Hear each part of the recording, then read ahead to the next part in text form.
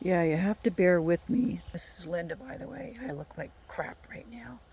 I've been up since about 2:30 this morning, not sleeping well at all. There's a reason for this. I'm not going to get into that part today, but I'm not sleeping well at all. And basically, I'm going to turn this, are my two propane tanks that I have here. Last December, the management came from here with the gas fitter to replace. This is the propane line, which is above the ground.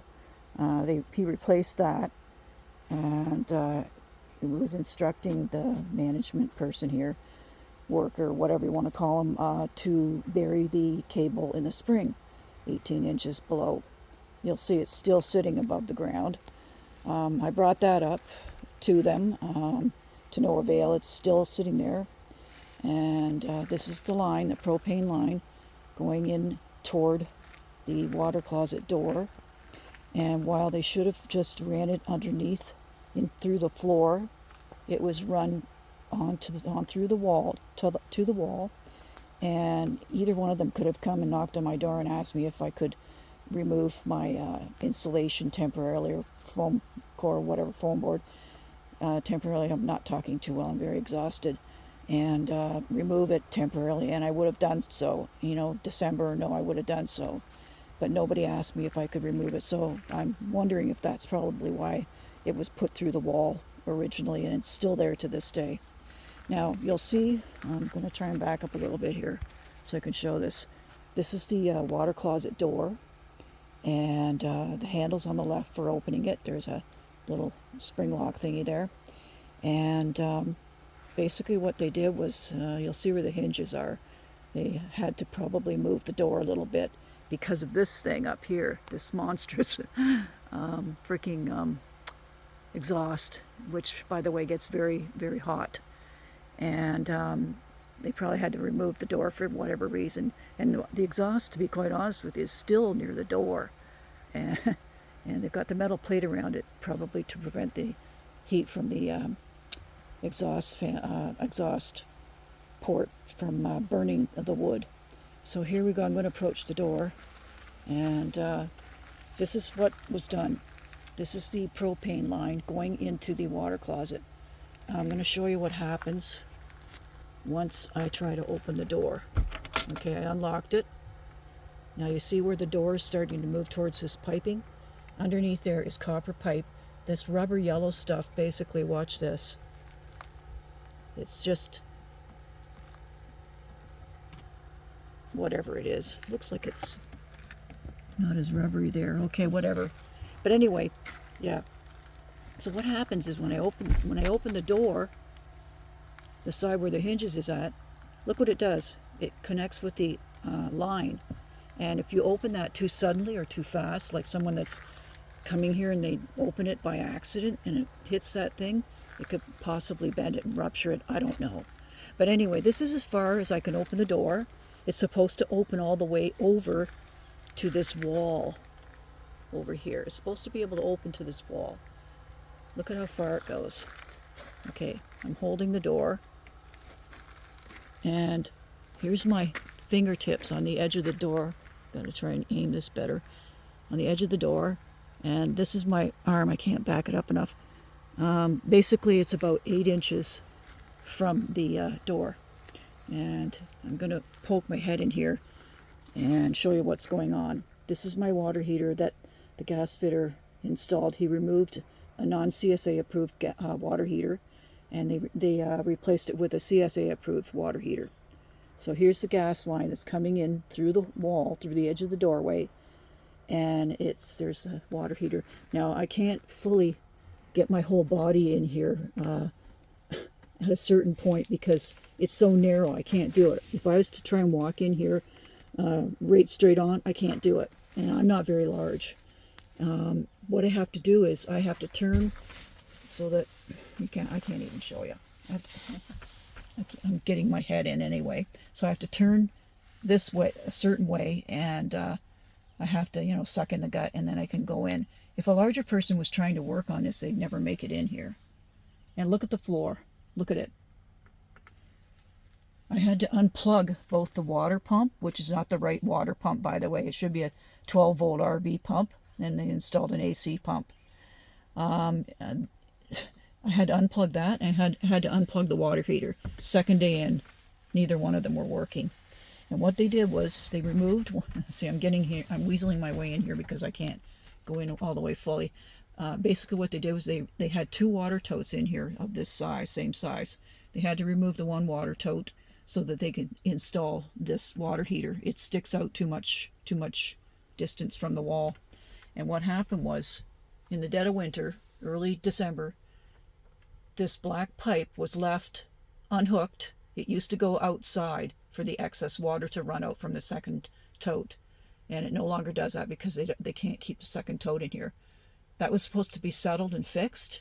Never was. Never was. It's just been left.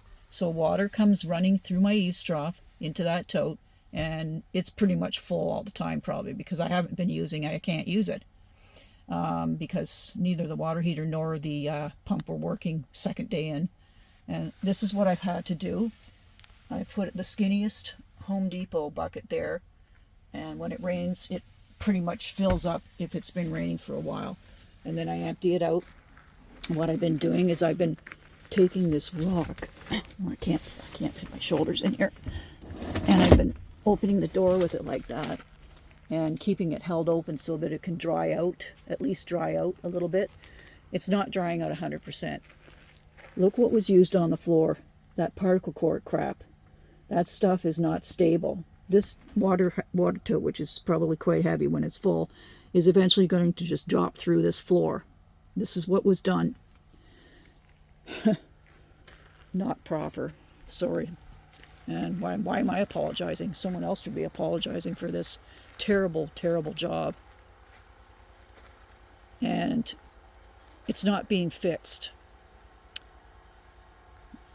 Ask yourself why. Why do you think it's not being fixed?